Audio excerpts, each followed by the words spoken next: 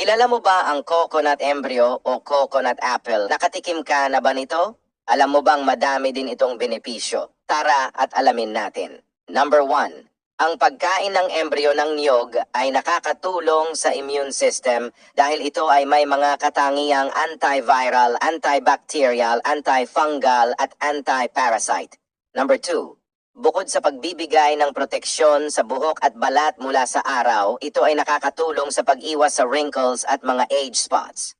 Number 3, ang mga embryo ng niyog ay maaaring makatulong sa pagpapabuti ng pagluwa ng insulin at sa mga sintomas na kaugnay ng diabetes. Number 4, maaari din itong makatulong sa pagprotekta laban sa kanser sa pamamagitan ng pagsuspinde ng antas ng insulin, pati na rin sa pag-aalis ng free radicals na maaaring magdulot ng maagang pagtanda at degenerative diseases.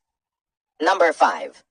Ang kemikal na komposisyon ng embryo ng niyog ay maaaring makatulong sa pagbawas ng panganib ng sakit sa puso at sa pagpapabuti ng malusog na kolesterol, HDL.